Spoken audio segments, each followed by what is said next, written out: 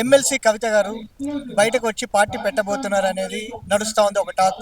దీని గురించి మీరేమంటారు? అక్కడ షర్మిల, ఇక్కడ కవిత, వాళ్ళిద్దరూ కూడా అంటే అంత ఆవిడ ఇప్పుడు ఎక్కడో లిక్కర్ దీనిలో దొరికిపోయిన తర్వాత దెయ్యం భేదాలు వల్లించడం అని ఒక మాట అంటారు. ఒక విధంగా చెప్పాలంటే ఈవిడికి ఇప్పుడు వచ్చి నేను ప్రవచనాలు చెప్తానంటే ఎవరు వినరు.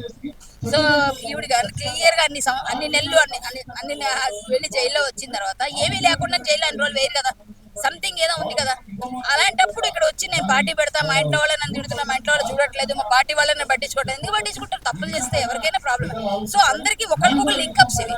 సో ఫ్యామిలీలో కొన్ని డిస్ప్యూట్స్ వస్తాయి, ఆ డిస్ప్యూట్స్ లోనే వాళ్ళు సర్దిద్దుకుంటే బాగానే ఉంటారు. లేకపోతే ఎవరికాళ్ళు వేరు వేరు కుంపటి పెడతారు. ఆ కుంపటి ఎంతకాలం ఉంటుందని మనకు తెలియదు.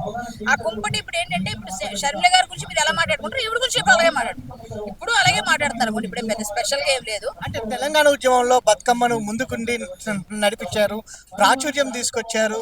ఆడబిడ్డను నాకు అన్యాయం జరుగుతుంది అనేది కూడా కొంతమంది కార్యకర్తల ద్వారా సన్నిహితుల వద్ద వాపోతున్నట్టు అని కూడా తెలుస్తా ఉంది. దీని గురించి ఏమన్నా సార్, బతుకమ్మని నేను కూడా తెలంగాణ ఆడపడుచుగా 20 సంవత్సరాలు అయిపోయింది నేను ఇక్కడ వచ్చేసి.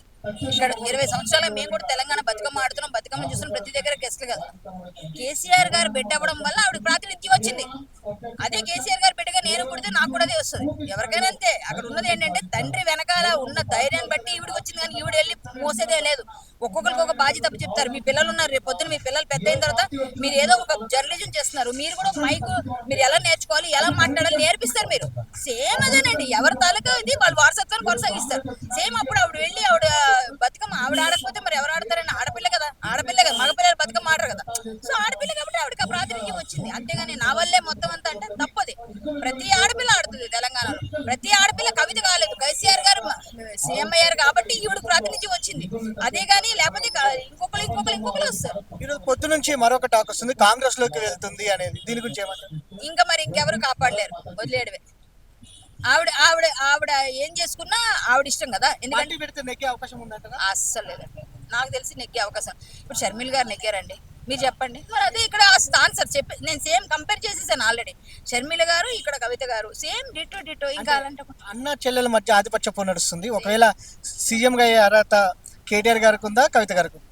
ఆబ్వియస్లీ కేటీఆర్ గారికి ఉంటుంది. కవిత గారికి ఉన్నదని నేను అన్నాను. కవిత గారిని అంతగా పట్టించుకోవాల్సిన అవసరం లేదని నేను అనుకుంటున్నాను. Thank you. మొత్తం మీద మనం చూస్తే మాత్రం ఆధిపత్య పోరుతోనే ఇదంతా కూడా జరుగుతుందని కూడా చెప్తా ఉన్నారు. కవిత గారు పార్టీ పెట్టినా నెగ్గే అవకాశం లేదని కరాటి కళ్యాణి వారి అభిప్రాయాన్ని వ్యక్తం చేసినటువంటి పరిస్థితి మనకు కనిపిస్తూ ఉంది.